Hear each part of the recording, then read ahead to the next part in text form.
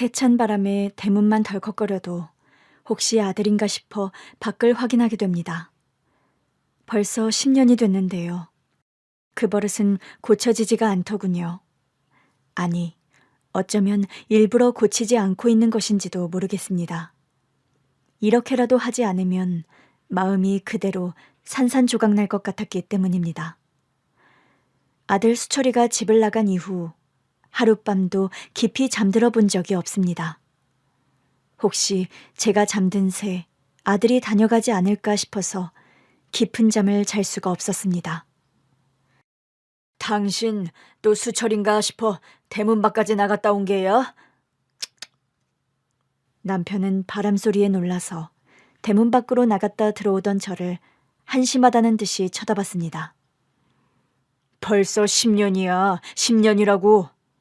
그 녀석 집으로 돌아올 생각이 있었으면 여태 전화 한 통 없었겠어? 남편은 아들의 가출이 마치 제 잘못이나 된다는 듯 못마땅한 얼굴을 하며 안방으로 들어가 버렸습니다.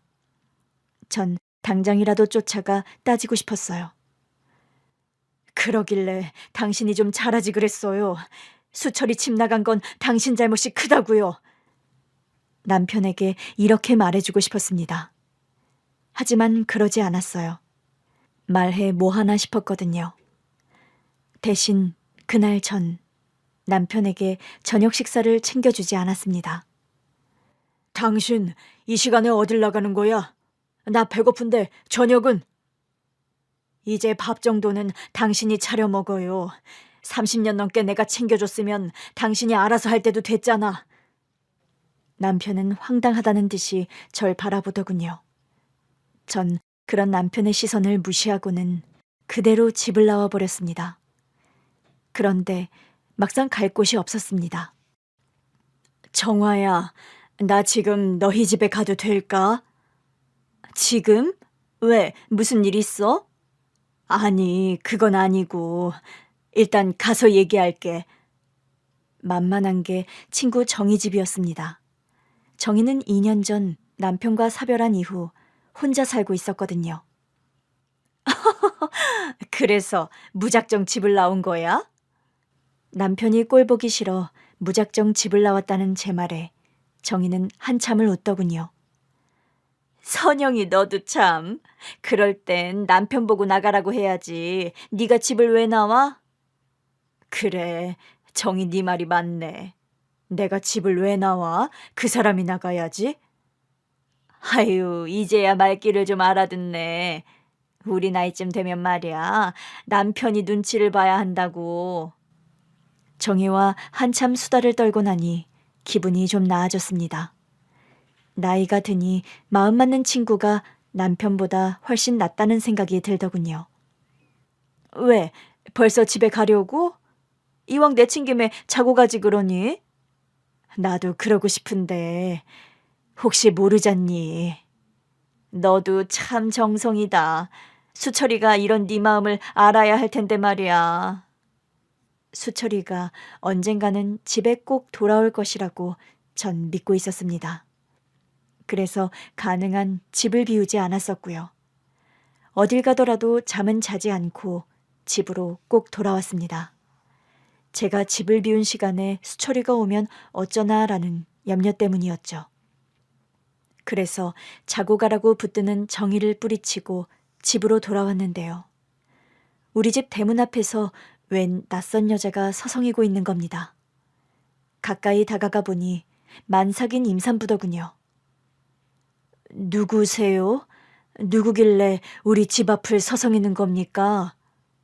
저의 물음에 그녀는 저를 바라보더군요. 혹시 수철 씨 어머니세요? 그녀의 입에서 아들 수철이의 이름이 흘러나왔습니다. 전 놀라고 당황해서 그녀를 바라봤는데요. 만삭인 그 여자가 갑자기 제 손을 잡고선 눈물을 흘리는 겁니다. 어머니, 수철 씨, 제발 수철 씨 좀 살려주세요. 네? 수철이를 살려달라니요. 세댁, 그게 무슨 말이에요? 그녀가 어머니라고 부르는 것도 아들 수철이를 살려달라는 것도 도통 무슨 말인지 이해가 가지 않았습니다. 수철 씨가 어머니를 무척 보고 싶어 해요. 그녀가 울면서 수철이가 지금 병원에 입원해 있다고 했습니다. 제가 보고 싶은데 차마 미안해서 연락을 하지 못하고 있다고 하더군요. 전 만삭인 그녀와 함께 택시를 타고 바로 병원으로 달려갔습니다. 병실 문을 여는데 이게 꿈이 아닌가 싶었습니다.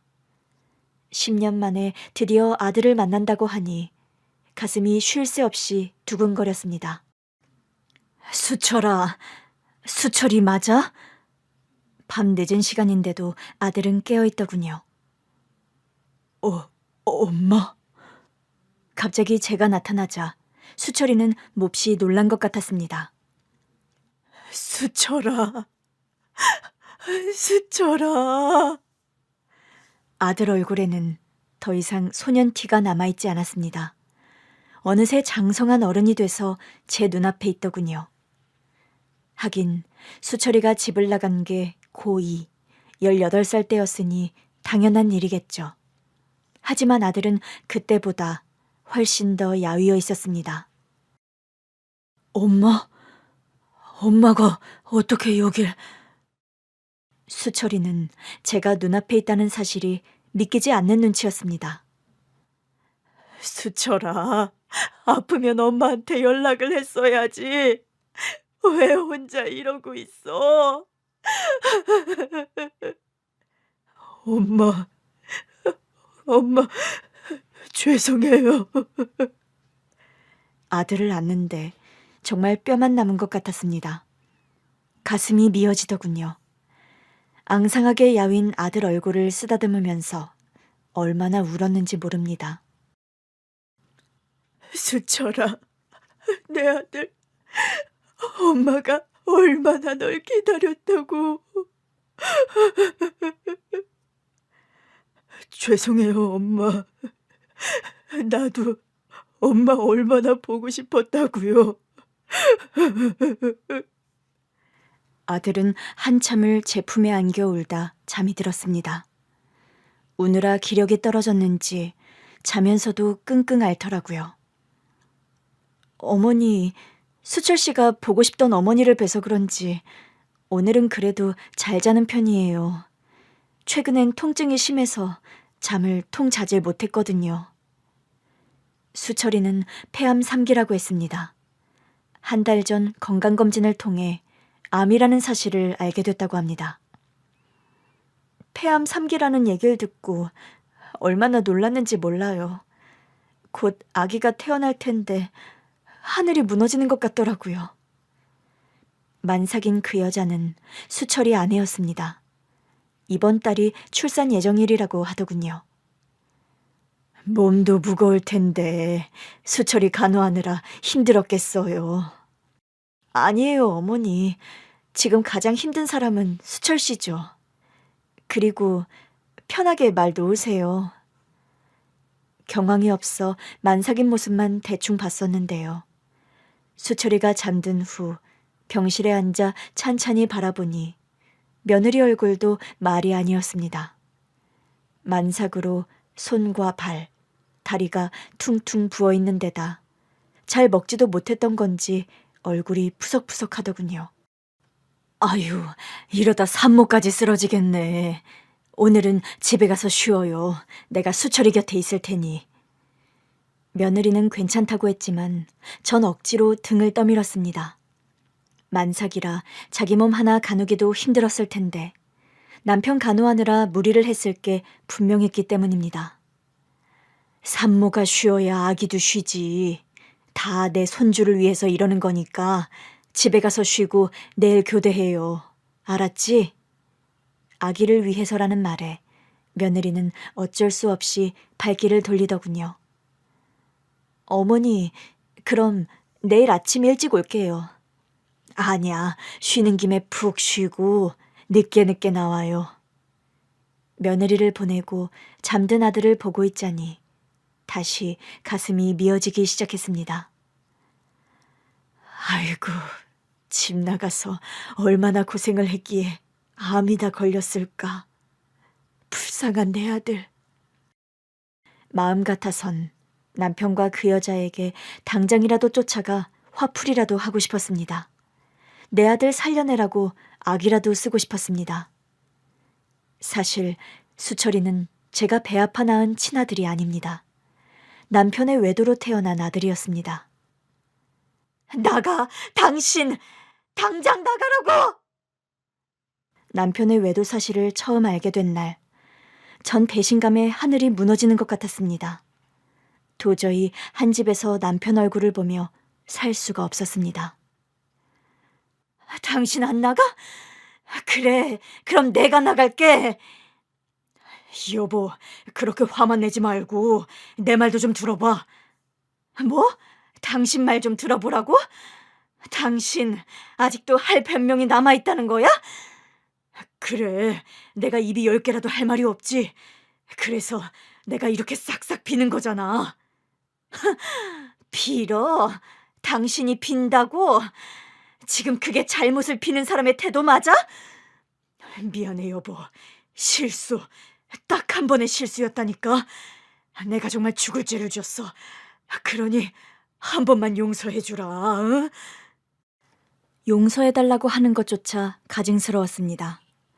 불타는 사랑 때문에 했던 결혼은 아니었지만 그래도 성실하고 정직한 사람이다 싶어 선을 본 뒤 선택했던 남자였는데요. 보기 좋게 뒤통수를 맞은 것 같아 배신감에 치가 떨리더군요. 그래서 곧장 짐을 싸서 친정으로 갔습니다. 여보, 미안해. 한 번만, 딱 한 번만 용서해줘. 어? 나 절대 당신 마음 아프게 하는 일 없도록 할게. 남편은 매일매일 친정으로 찾아와 용서를 빌었습니다. 장모님, 제가 죽을 죄를 졌습니다. 이번 일 용서해 주시면 저 평생 선영이 떠받들면서 살겠습니다. 장모님, 제발 용서해 주십시오. 바람을 피웠다는 얘기에 펄펄 뛰면서 문도 열어주지 않던 친정엄마는 남편이 매일 찾아와 용서를 빌자 차츰 누그러지는 것 같았습니다. 선영아, 강서방이 저렇게 비는데 너도 다시 생각해보면 어떻겠니? 뭐 엄마? 그럼 나한테 지금 강서방을 용서하라는 거야? 아니, 꼭 그래서가 아니고 이혼이라는 게 말이 쉽지. 그리고 강서방이 실수였다고 하잖니. 엄마, 실수할 게 따로 있지. 바람 피운 게 어떻게 실수냐고. 친정엄마는 정말 제가 이혼이라도 할까봐 걱정이 크신 것 같았습니다. 물론 전 이혼을 결심한 상태였는데요. 딸이 이혼녀가 될까봐 전전긍긍하시는 엄마를 보니 차마 제 고집대로 할 수가 없더라고요. 그래서 한 달 후 남편에게 다시는 외도를 하지 않겠다는 다짐과 각서를 받고 집으로 돌아갔습니다. 그런데 집으로 돌아가니 생각지도 못한 복병이 기다리고 있더군요. 친정에서 가지고 온 제 옷들을 다시 옷장에 넣고 어지럽혀져 있는 거실과 부엌을 청소하고 있었는데요. 갑자기 시어머니가 들이닥치셨습니다. 웬 사내 아기를 안고선 말이죠. 어머니, 어쩐 일이세요? 아유, 넌 무슨 애가 한 달씩이나 집을 비우고 그러니? 남편의 외도 사실을 시어머니도 알고 있었을 텐데 저에게 일절 미안해하는 기색이 없으시더군요. 원래 자기 자식만 귀하게 생각하는 분인 줄은 진즉 알고 있었지만 그래도 이건 너무하다 싶었습니다. 내가 너 때문에 이 나이에 애 보느라 아주 죽는 줄 알았다. 네? 어머니가 애를 보시다니요? 전 어머니가 소파에 내려놓은 아기를 멍하니 바라보았습니다. 어머니, 이 아기가 누군데요? 예, 누구라니? 강대규 아들이지. 대규가 너한테 수철이 얘기 안 했니? 투포 안으로 머리를 한 대 얻어맞는 것 같았습니다. 아니, 커다란 망치가 연속해서 제 머리와 마음을 때리는 것 같았습니다. 이왕 이렇게 된 거 네 아들이다 생각하고 잘 키워야지 어쩌겠니?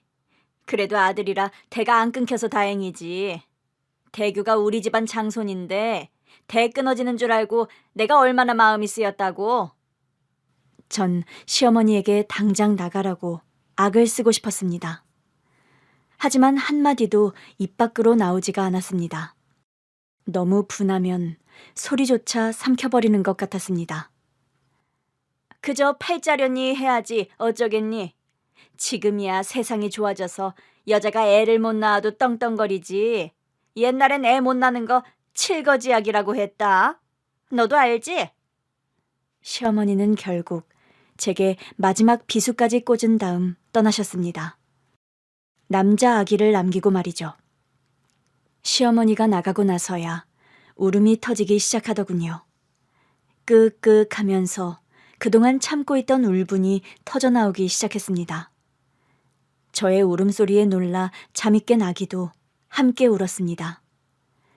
제 울음소리인지 아기 울음소리인지 그렇게 한참을 울고 나서 멍하니 앉았는데 울다 지쳐 잠이 든 아기가 눈에 들어왔습니다. 그래, 네가 무슨 죄가 있겠니? 너도 부모 잘못 만나 고생이지. 아기를 보니 치근한 마음이 들었습니다. 가만히 들여다보는데 배가 고픈지 자면서도 쪽쪽이를 빨더군요. 그래서 전 시어머니가 놓고 간 가방을 뒤져서 분유를 꺼냈습니다.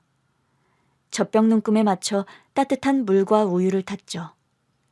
언제 눈을 떴는지 아기가 다시 울기 시작했는데요.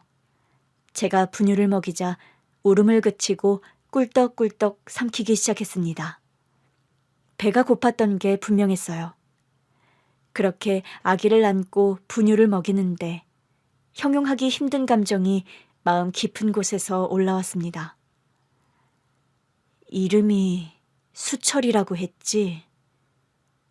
아유, 수철이 어쩜 이렇게 잘 먹을까?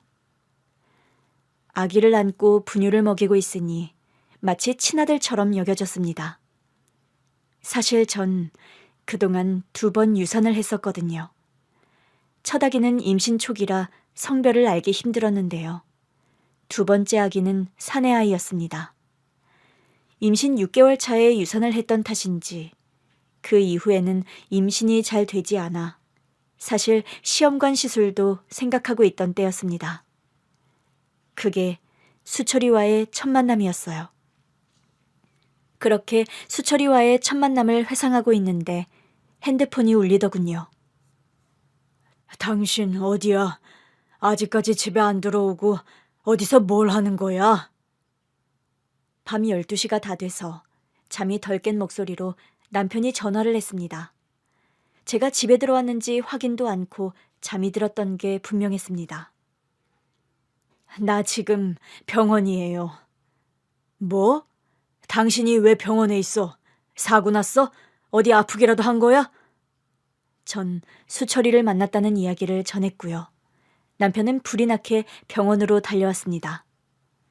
남편은 성실하긴 했지만 유약한 사람이었습니다. 시어머니가 일방적으로 수철이를 놓고 간 그날, 집에 들어와서는 제 눈치만 보더군요. 엄마도 참, 나한테 말도 없이 애를 데려오면 어떡해. 혹시나 제가 또 이혼 얘기를 꺼낼까봐 걱정하면서도 한다는 얘기가 고작 그 정도였습니다. 아기를 어떻게 하자는 말도 없었습니다. 당신 아들이니까 당신이 알아서 키워요. 내가? 내가 어떻게 애를 키워? 그럼 어머님한테 다시 보내든지 당신이 알아서 하라고요. 아기를 아는 채 어찌할 바 모르고 있던 남편이 결코 불쌍했던 건 아닙니다. 기저귀에 똥을 싸놓은 것 같은데 남편에게 안겨 울고만 있는 수철이가 가여워서였습니다. 전 남편에게서 울고 있는 아기를 받아 안고선 기저귀를 갈아주었죠. 새 기저귀에 기분이 좋아져서인지 수철이는 제품에서 방긋거리더라고요. 그렇게 수철이는 제 아들이 되었습니다. 아기 때부터 제가 안아주면 잘 웃고 잘 자던 수철이는 크면서도 엄마인 저를 가장 잘 따랐습니다. 수철이는 어쩌면 저렇게 착할 수가 있니? 너한테 하는 거 보면 다들 네가 친엄마인 줄 안다니까? 엄마, 수철이 듣겠어요. 좀 조심하세요. 그래서 내가 이렇게 조용히 얘기하는 거잖아. 안 그렇니, 아가? 어머니, 친엄마니 뭐니 그런 말씀 안 하시면 좋겠어요. 수철이 누가 뭐래도 제 아들인 거려. 봐라, 내가 그때 나서길 잘했지? 대규야, 어머니 수철이를 친아들로 생각한다잖아. 엄마, 그래서 수철이가 지 엄마를 그렇게 따르는 거라고요. 이 사람 수철이한테 얼마나 잘하는지 몰라요. 그럼 우리 집안 대를 이을 장손인데 그 정도는 해야지. 내가 뭘 했냐? 집안엔 아들이 필요하다고 했지? 그때 수철이 안 데리고 왔으면 어쩔 뻔했어. 엄마, 이제 그 얘긴 그만하세요. 왜?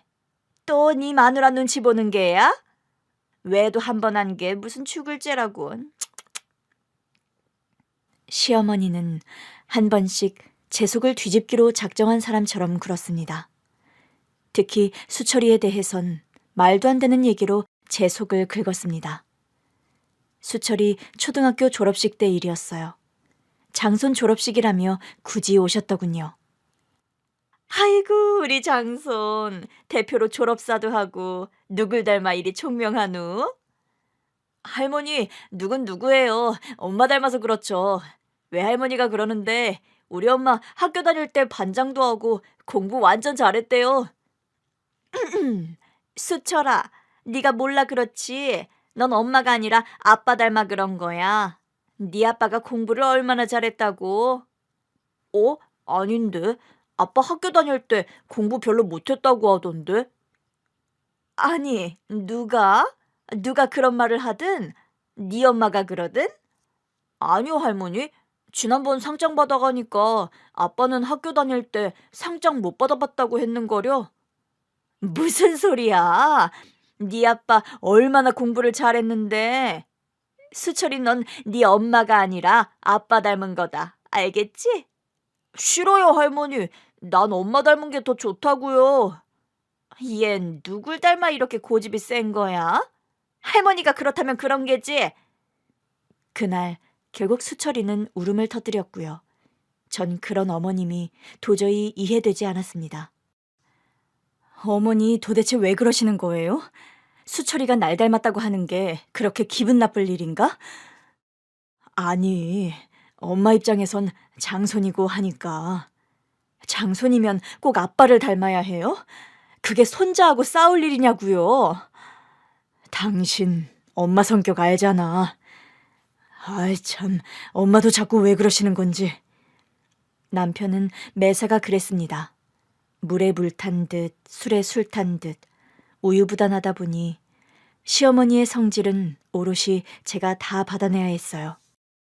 예, 지난번 수철이 보니까 애가 시커먼 게 꼭 도둑놈 같더라. 수철인 까만색이 안 어울려. 걘 피부가 하얘서 밝은 색이 어울린다고.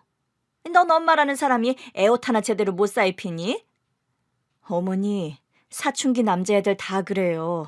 밝은색 옷은 안 입고 까만색만 고집한다니까요. 빨래하기 싫어서 네가 까만 옷만 입히는 건 아니고? 어머니, 말이 되는 얘기를 하세요. 그리고 요즘 누가 손빨래 하나요? 다들 세탁기 돌리지. 어머니의 막말에 어느 순간부터 저도 참고 있지만은 않게 되더군요. 너무 억지다 싶으면 반박을 하게 됐습니다. 너 요즘 내 말에 토를 많이 단다. 그게 다 아들 때문인 거 아니? 너 시어머니한테 말대꾸라도 할 수 있는 게 아들이 있다 싶으니까 든든해서 그런 거야. 뭘 해도 아들 이야기로 끝이 났습니다. 어머니, 지금이 어떤 시대인데 아들 타령이세요? 딸은 금메달, 아들은 목메달이라는 얘기도 못 들으셨어요? 아이고, 세상에 누가 그런 말을 하고 다닌다던. 말세다 말세야. 도저히 듣기 힘든 날은 저도 어머니께 한 번씩 펀치를 날리곤 했습니다. 나이를 먹어가니 인내심이 조금씩 바닥이 나더군요. 시어머니와의 갈등과는 달리 수철이의 성장을 지켜보는 건 큰 기쁨이었습니다. 때때로 말썽을 부리기는 했지만 그건 크면서 누구나 한 번은 거치게 되는 과정이었고요. 공부도 곧잘해서 달리 걱정할 일이 없었습니다. 엄마, 나 이번에 영어 1등 했어요. 진짜?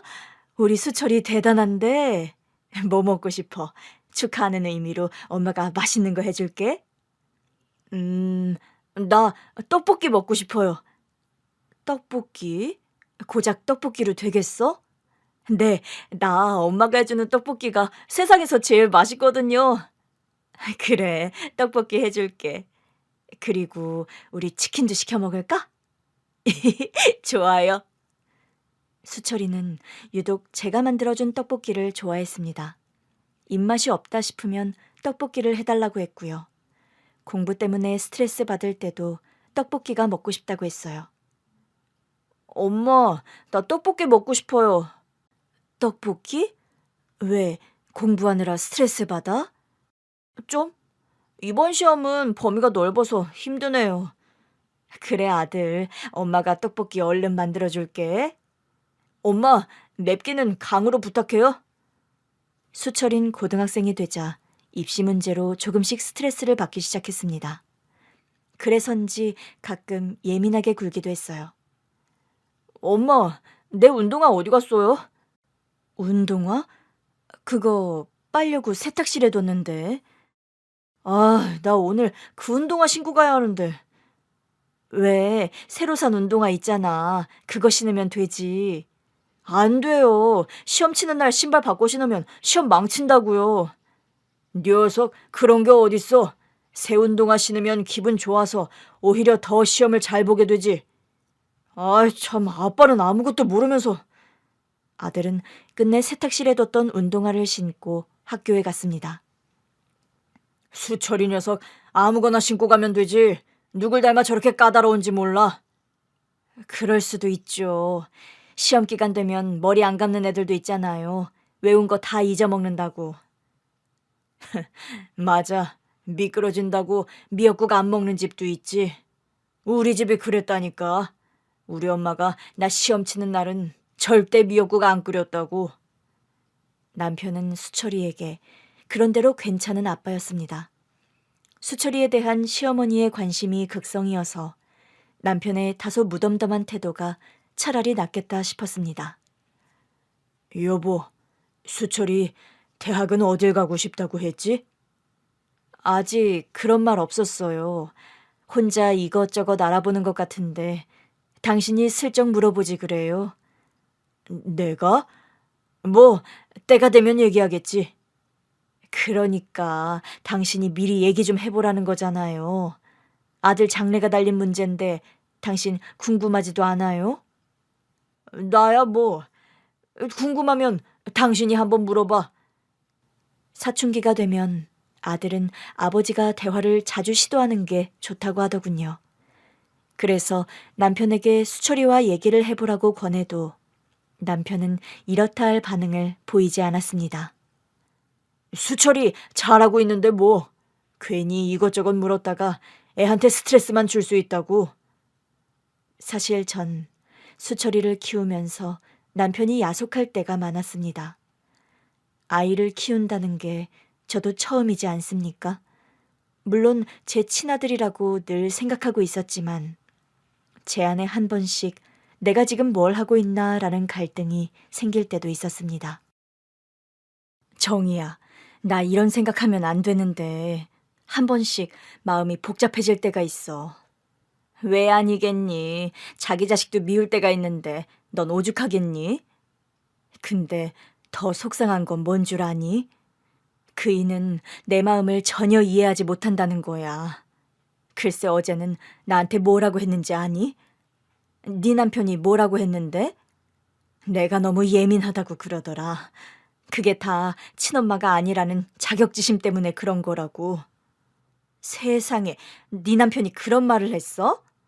참네, 할 말이 있고 못할 말이 따로 있지. 어떻게 너한테 그런 말을 할 수가 있어? 정희 너도 그렇게 생각하지? 그래 얘. 아무리 부부싸움 끝에 나온 말이라고 해도 네 남편 너한테 그러면 안 되지. 남편은 미안하다는 말은 하면서도 제가 무엇 때문에 힘들어하는지 전혀 눈치채지 못했습니다. 수철이를 키우면서도 세심하게 제 마음을 살핀다거나 하는 일도 없었어요. 그래서 한 번씩 지금 내가 뭘 하고 있나라는 회의감이 들었던 겁니다. 근데 정이야, 남편 때문에 속상하다가도 수철이 보면 금방 기분이 풀린다? 신기하지? 에휴, 너 같은 와이프도 없을 거다. 외도해서 낳아온 아들을 너처럼 지극정성으로 키우는 여자가 세상에 어딨니? 너까지 왜 그래? 수철이 배는 아니지만 가슴 아파서 낳은 내 친아들이라니까. 그래, 그래. 수철이 평생 너한테 효도하면서 살아야 돼. 그게 도리지? 효도라니, 부모가 뭐 대가바라고 자식 키우나? 진심이었습니다. 수철이에게 뭔가를 바라면서 친아들처럼 키운 게 아니었습니다. 처음엔 측은한 마음이었고요. 걸음마를 배우고 말을 시작할 때는 신기하면서도 기쁘더라고요. 그러다 유치원에 가고 학교 다니면서는 조금씩 의지가 되기 시작했습니다. 그리곤 어느새 아들 없는 삶은 생각할 수조차 없게 되었어요. 하여튼 선영이 너 아들 사랑 하나는 누구도 못 따라간다니까. 친구 정희와 수다를 떨다 보니 남편 때문에 속상했던 마음이 좀 가시더군요. 정희야, 나 갈게. 수철이 학교에서 돌아올 시간 다 됐거든. 얼른 가서 간식 챙겨줘야 해. 집을 나설 때보다는 훨씬 가벼운 마음으로 돌아왔습니다. 시간을 보니 수철이가 학교에서 돌아올 시간이 다 되었더군요. 전 냉장고에서 과일과 만두를 꺼내 수철이 먹일 간식을 준비하고 있었는데요. 갑자기 벨이 울렸습니다. 이 시간에 올 사람이 없는데 누구지? 얼른 대문을 열고 나가니 웬 낯선 여자가 서 있었습니다. 화려한 옷에 빨간 핸드백을 들고 있더군요.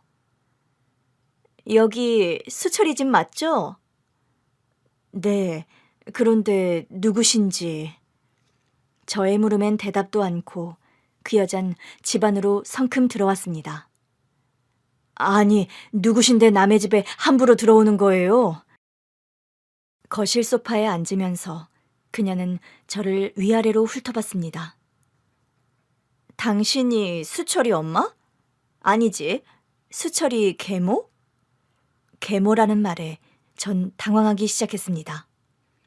당신 뭐야? 남의 집에 들어와서 웬 행패냐고. 제 말을 들으며 그녀는 피식 웃더군요. 그리곤 엄청난 말을 쏟아냈습니다. 엄밀히 말하면 남은 아니지. 나 수철이 엄마거든. 친엄마. 순간 멍해졌습니다. 도대체 저 여자가 무슨 소리를 하는 건가 싶었습니다. 나 내 아들 보러 왔어.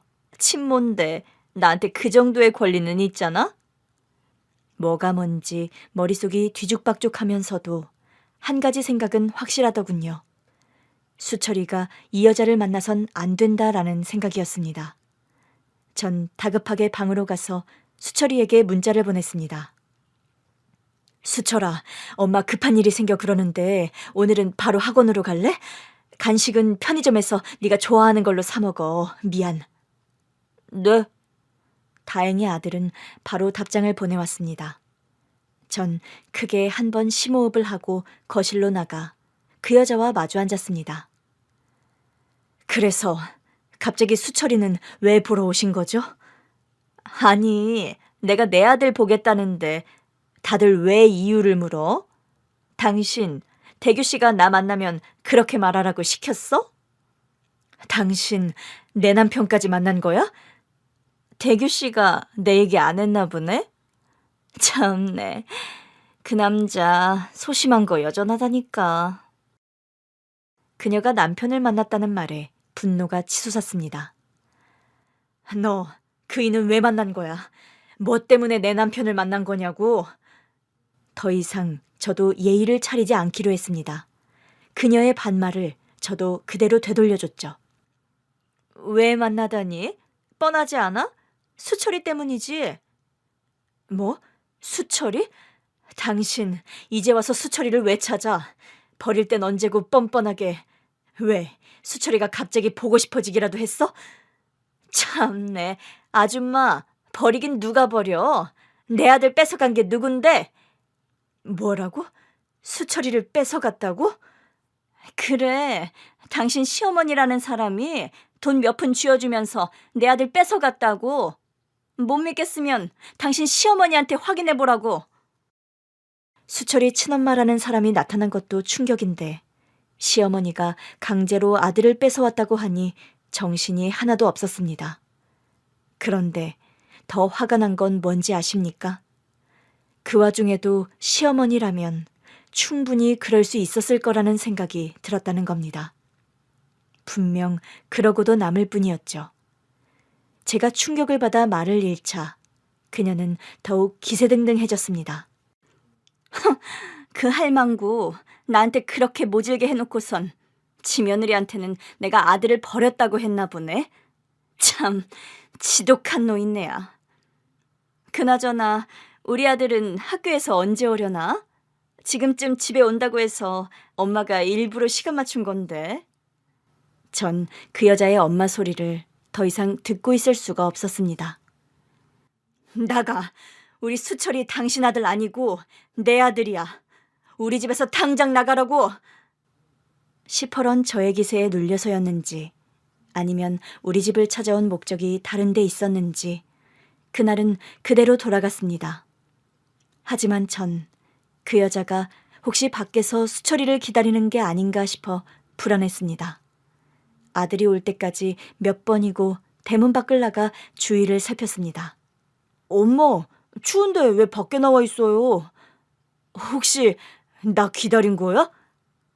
학원 마치고 올 시간이 지났는데도 수철이가 오지 않자 불안해서 미치겠더군요. 그래서 골목 어귀에서 아들을 기다렸습니다. 그래 아들, 네가 보고 싶어서 기다렸지. 절 발견하고선 웃는 아들을 보니 그 여자를 만난 건 아니구나 싶어 안심이 됐습니다. 에휴, 우리 엄마 아침에 보고도 또 아들이 보고 싶었죠요? 제가 마중 나온 게 기분이 좋았는지 아들은 오랜만에 응석까지 부리더군요. 그럼 잘생긴 우리 아들 봐도 또 보고 싶지? 이 행복이 영원했으면 좋겠다는 마음이 들었습니다. 하지만 그건 한낱 희망에 불과했어요. 그날따라 남편의 귀가가 늦었습니다. 수철이 침몰하는 여자가 간 뒤 당장 남편에게 전화를 해서 따지고 싶었습니다. 그런데 제 전화를 받지 않더군요. 당신 왜 내 전화 안 받았어요? 남편은 이미 그 여자 얘기를 듣고 온 것 같았습니다. 제 눈치만 연신 살폈어요. 그게 말이야. 오늘 수철이 침몰하는 여자가 왔었어요. 당신 그 여자 만났었다면서. 만난 게 아니고 그 여자가 갑자기 회사로 찾아왔더라고. 그걸 왜 나한테 비밀로 한 거예요? 당신 나한테 뭐 숨길 게 있나 봐? 아니야 여보, 당신한테 숨길 게 있다니. 그런 거 아니야. 그럼 뭐예요? 그 여자 왜 갑자기 당신을 찾아간 거냐고요? 또 우리 집엔 왜 왔냐고. 여보, 그게 말이야. 남편이 털어놓은 사실은 이랬습니다. 사흘 전 그 여자가 남편을 찾아와서는 다짜고짜 돈을 요구했다고 합니다. 뭐? 5천만 원? 나한테 그런 큰 돈이 어딨어? 남편은 당연히 펄쩍 뛰었다고 해요. 그래? 오빠는 돈이 없단 말이지? 그러면서 별말 없이 가길래 돈이 급해서 찾아왔나 라고 생각하고 말았다고 합니다. 당신, 그게 말이 돼요? 그 여자가 돈 달라고 왔는데 별일 아니라고 생각했다는 게 말이 되냐고. 전 남편 말도 이젠 못 믿겠다 싶었습니다. 그럼 어머니가 수철이 돈 주고 강제로 뺏어왔다는 건 무슨 얘기예요? 뭐? 그 여자가 당신한테 그런 말도 했어? 설마 당신 모르는 일이라고 발뺌하려는 건 아니죠? 발뺌이라니? 여보, 난 정말 몰랐던 일이야. 그래요? 그럼 어머님한테 물어보죠. 전 남편에게 당장 시어머니께 연락하라고 했습니다. 남편은 마지못해 전화를 하더군요. 이 시간에 웬일이냐? 우리 집은 전쟁이 났는데 태평스러운 시어머니 목소리를 들으니 더 화가 나더군요. 뭐라고? 그 여자가 너희 집에도 갔었다고? 시어머니의 말투를 봐선 수철이 친모가 시어머니도 찾아갔던 게 분명했습니다. 전 남편이 들고 있던 수화기를 뺏었습니다. 네, 어머니. 그 여자가 어머님이 수철이 강제로 뺏어왔다고 하던데 정말이세요? 강제로 뺏어오긴. 그때 내가 안 데리고 왔으면 그 여자 수철이 제대로 키울 수나 있었겠어? 지 몸매 망가진다고 글쎄 애 젖도 안 물리고 있더라니까. 그래서 몇 푼 주고 강제로 수철이 뺏어오신 거예요? 얘 말하는 것 좀 봐라. 몇 푼이라니? 내가 요긴하게 쓰려고 모았던 비상금을 몽땅 주고 왔는데. 그 여자 말이 맞았습니다. 시어머니가 아들을 강제로 데려온 것이 분명해지자 정신이 아득해지더군요. 얘, 너 자꾸 내가 수철이를 뺏어왔다고 하는데, 아니, 애 아빠가 자기 아들 데리고 가겠다는데 그게 뭔 잘못이야? 어머니, 그게 지금 말이라고 하세요? 아니, 너 지금 시어머니한테 따지는 거냐? 네, 어머니. 이번 일은 제가 정확하게 따져야겠어요. 수철이 인생이 걸린 문제인데 어떻게 제가 가만히 있을 수 있겠어요? 참네. 내가 너무 오래 살았지. 오래 살았어. 며느리한테 이런 서름까지 당하고.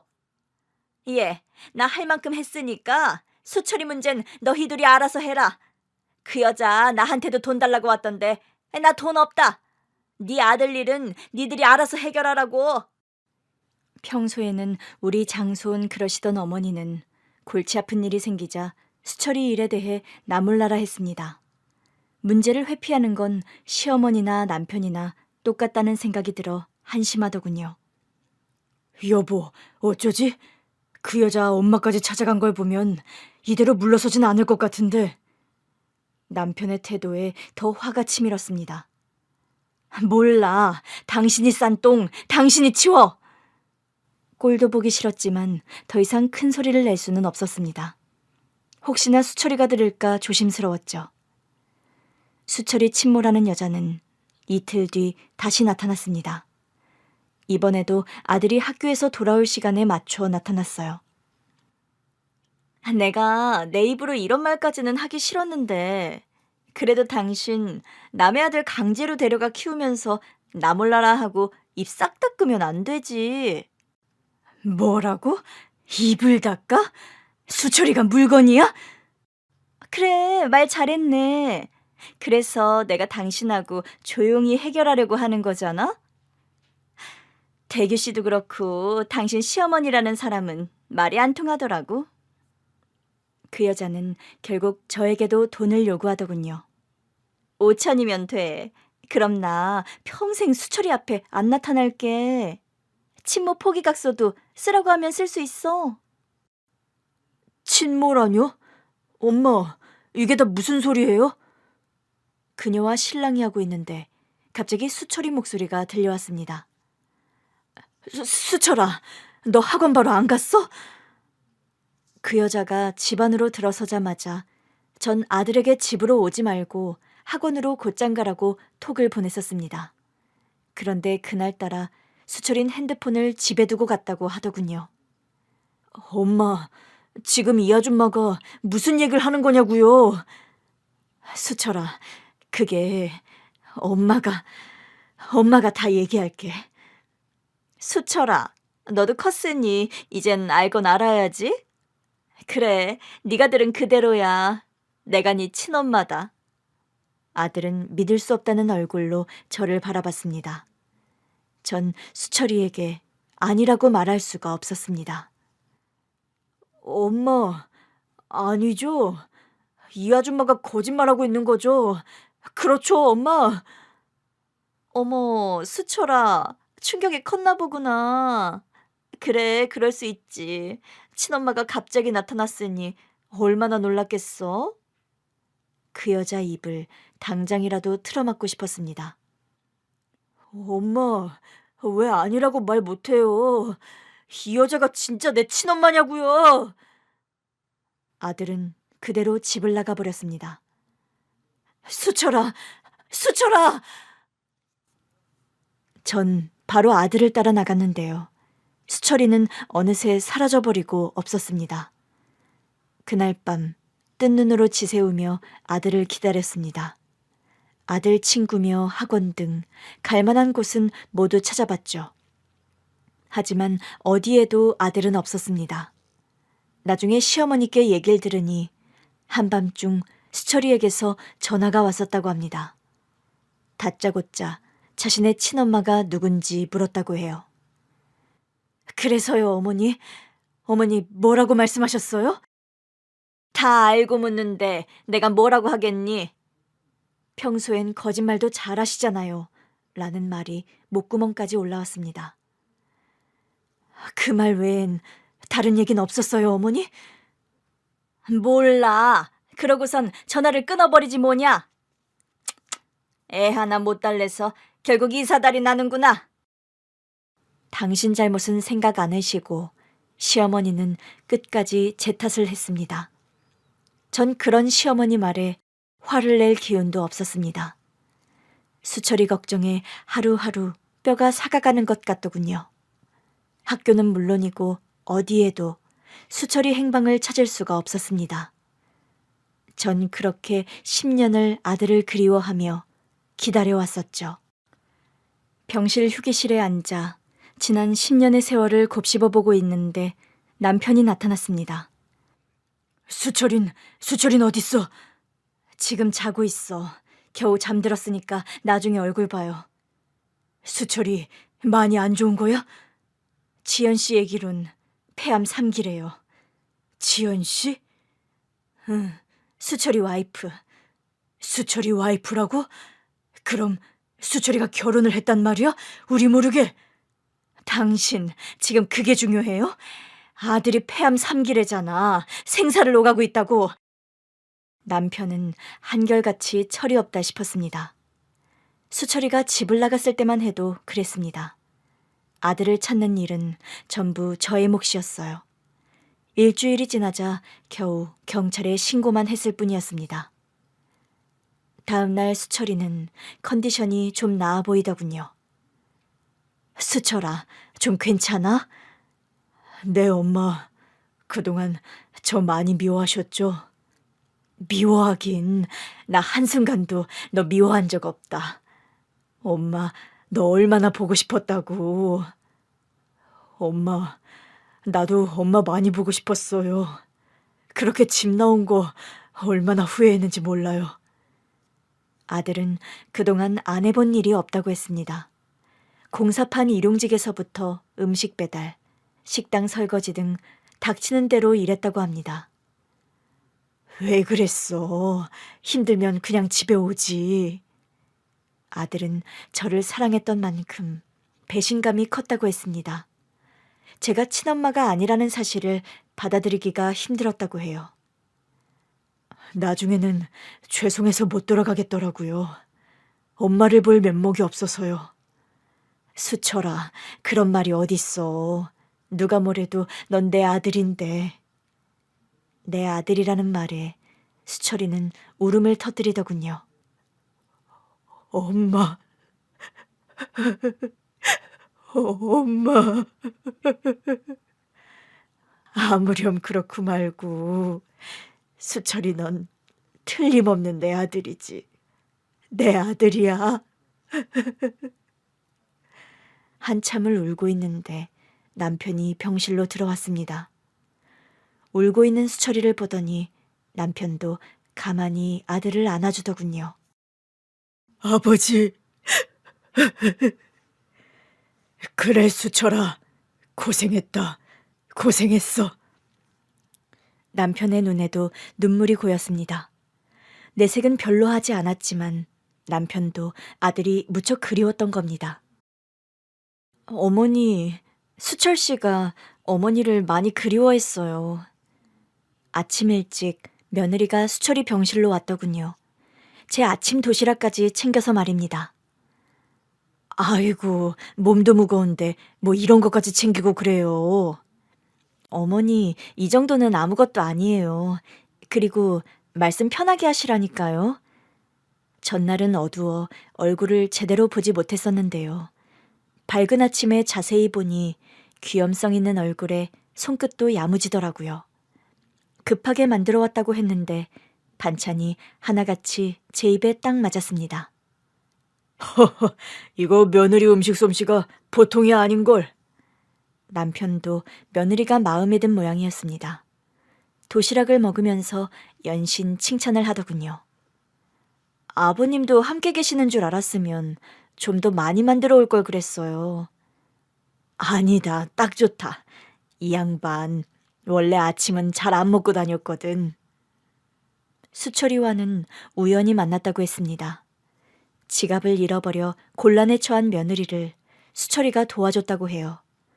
고마운 마음에 며느리가 밥을 사게 되었고 그러면서 친해졌다고 합니다. 아가, 몸은 괜찮니? 수철이 간호하느라 제대로 건강을 챙기지도 못한 것 같은데. 괜찮아요, 어머니. 괜찮긴. 만삭이라 너무 무리하면 안 된다고. 여보, 우리 며느리 보약이라도 한 첩 치워줘야 하지 않을까? 아니에요, 아버님. 보약이라뇨. 정말 괜찮아요. 며느리 사랑은 시아버지라는 옛속담. 틀린 게 없다 싶었습니다. 수철이에겐 그렇게 무뚝뚝하던 남편이 며느리에게는 상냥하기 이를 데 없었습니다. 남편은 싫다는 며느리를 억지로 데리고 가선 한약을 한 첩 지어오더군요. 아가, 순산에 좋은 한약이라고 하니 우선 이건 먹고 해산하면 몸보신할 수 있는 걸 먹자꾸나. 시아버지의 사랑 때문이었을까요? 며느리는 건강한 딸아이를 순산했습니다. 같은 병원이라 아들은 하루에 2번 꼬박꼬박 딸을 보러 갔어요. 엄마, 우리 수지 보셨어요? 눈매가 엄마를 닮은 것 같아요. 안 그래, 지연아? 맞아요, 어머니. 수지가 어머니를 많이 닮은 것 같아요. 전 그럴 리가 없다고 생각했는데 아들과 며느리 말을 자꾸 듣다 보니 손녀가 절 많이 닮은 것 같더라고요. 아들과 며느리는 딸 이름을 수지라고 지었습니다. 수철과 지연의 첫머리 글자를 땄다고 해요. 수지가 태어난 일주일 뒤 아들은 수술을 받았습니다. 며느리는 산후조리원에 들어가 있었고요. 남편과 제가 수술실 앞을 지켰습니다. 강수철 씨 보호자분, 수술 잘 됐고요. 지금 환자는 회복실에 있습니다. 의사 선생님 말씀대로 수술 경과가 좋아서 수철이는 조금씩 회복돼 가기 시작했습니다. 항암 치료도 별 후유증 없이 잘 받았고요. 한 달 후 퇴원을 한 뒤 꾸준히 통원 치료를 이어갔습니다. 산후조리원에서 나온 며느리는 수지를 데리고 집으로 들어왔어요. 2달은 더 조리가 필요하다 싶기도 했고요. 아픈 아들 간호와 갓난아기를 돌보는데 저희 부부가 힘을 합쳐야겠다는 생각이 들어서였습니다. 아가, 아직은 찬물에 손 담그면 안 된다니까. 그냥 두라니까 왜 또 설거지를 하려고 그래. 아니에요, 어머니. 저 이 정도는 괜찮아요. 오호, 네 시어머니가 아직은 안 된다고 하잖니. 넌 어서 들어가 수지나 보거라. 설거지는 내가 하마. 새 식구가 들어오자 남편도 변한 것 같았습니다. 부엌에는 얼씬하지 않던 남편이 며느리 대신 설거지를 하겠다며 나서더라고요. 참네, 당신이 자청해서 설거지를 한다니 내일은 해가 서쪽에서 뜨겠어요? 무슨 소리야? 내가 안 해서 그렇지. 마음 먹으면 이깟 설거지쯤은 아무것도 아니라고. 네네, 제발 그릇이나 깨뜨리지 마세요. 수지가 커가는 걸 보면서 기쁨도 늘었습니다. 아들 떠난 뒤 적막하던 집안에 웃음소리가 끊이지 않았습니다. 헐룰룰룰룰루, 수지야, 우리 손녀 누굴 닮아 이리 예쁠꼬. 누군 누구예요? 날 닮아 예쁘지. 눈매랑 웃는 게 날 닮았다는 며느리 얘기 못 들었어요? 5년 후 아들은 암 완치 판정을 받았습니다. 수지도 많이 자라서 지금은 어린이집을 다니고 있어요. 할아버지, 오늘 어린이집에서요. 가족에 대한 그림을 그렸는데요. 난 할아버지, 할머니, 아빠, 엄마, 나 이렇게 5명을 그렸어요. 그랬어? 어디? 할아버지 어딨어? 할아버지는 여기. 이야, 우리 수지 할아버지 멋지게 그러는데. 역시 우리 손녀딸밖에 없다니까. 남편은 완전 손녀 바보가 됐습니다. 손녀 말이라면 꼼짝을 못하더군요. 수철이도 건강을 되찾으면서 안정적인 직장을 찾아 취업했고요. 며느리는 중소기업 경리로 재취업을 해서 열심히 살고 있습니다. 요즘은 지난 10년의 세월을 보상이라도 하듯 행복한 일들이 많아요. 아들은 물론이고 며느리, 손녀까지 저를 지극히 챙겨주고 있습니다. 그래서 그런 마음이 들어요. 인생은 기차 여행 같은 것이 아닐까라는 생각 말입니다.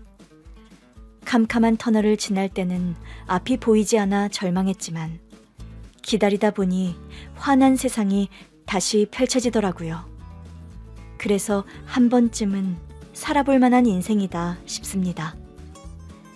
긴 글 읽어주셔서 감사합니다.